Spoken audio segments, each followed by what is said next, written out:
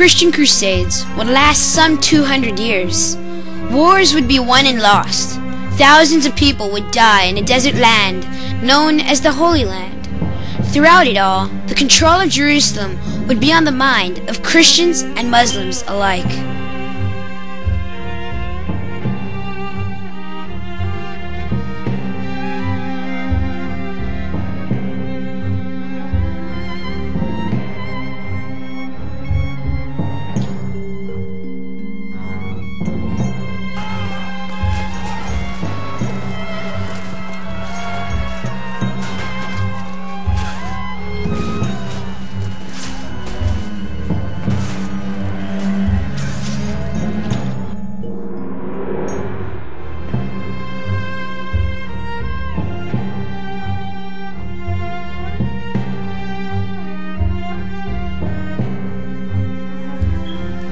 Jerusalem was the location of Muslim, Jewish, and Christian holy sites, but all claimed the city.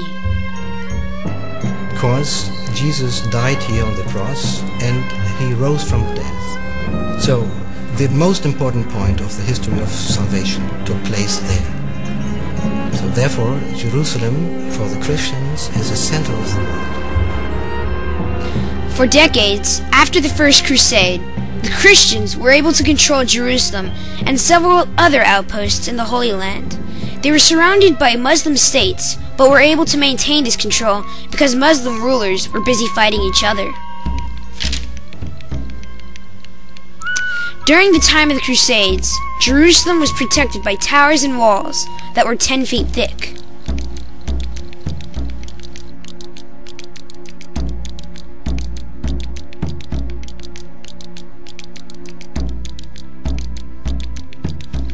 Saladin was one of Nur al-Din's most capable generals. He was sent to defend Egypt and took power for himself. Soon after Nur al-Din's death, he took Syria over as well. Through conquest, diplomacy, and assassination, he was able to consolidate his control over all the Muslim states in the region.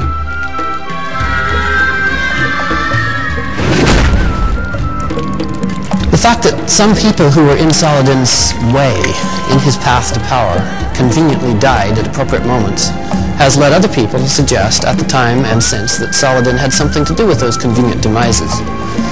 That's impossible to prove. People did die with distressing regularity.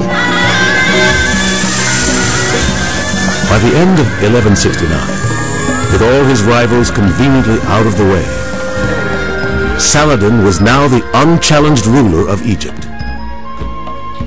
Now the Crusader states were surrounded by a united Muslim empire under Saladin. The Christians see Saladin's power and control increase as well.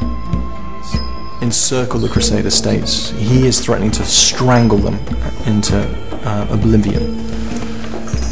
And I think what we can see happening as far as the Crusaders are concerned is a real heightening of the temperature, a heightening of the level of threat, and an awareness that really things are moving inexorably towards some kind of serious confrontation.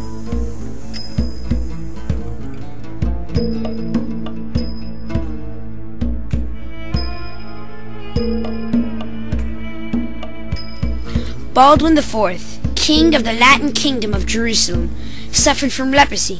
He became so ill that he could no longer rule the kingdom.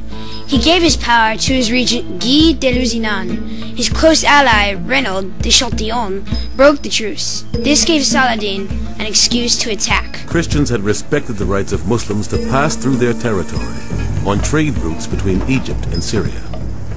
But in January 1187, Renaud broke the truce.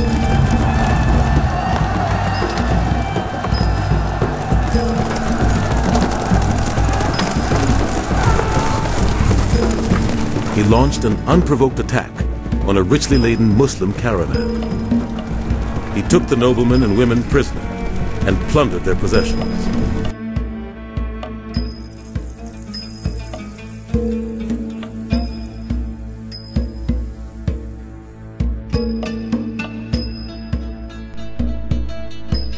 Guy called all the knights in the kingdom to battle.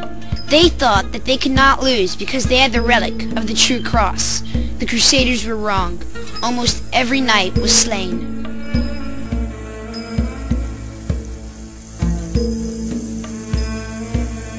Believe in the power of holy relics. Benedicat vos omnipotens Deus. In a tranquil monastery in Jerusalem, protected in a gold reliquary, lies a fragment of what is said to be the true cross. The very little piece of wood in form of a cross is a part of the real cross on which Jesus was crucified. The cross is so precious to us.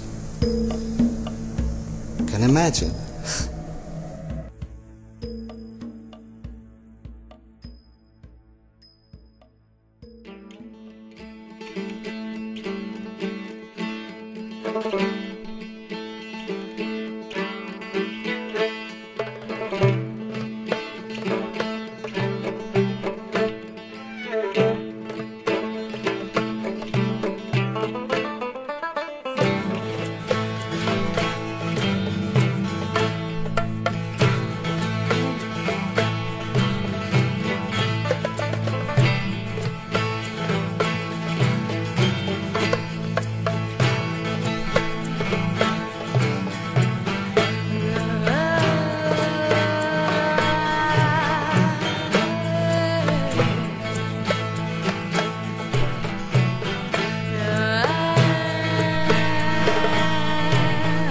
The most holiest of cities among Christians was now completely unprotected.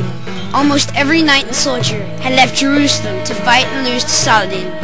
Only 3 knights remained in Jerusalem, including Balian of Ibelin, who called all able-bodied men in the city to fight.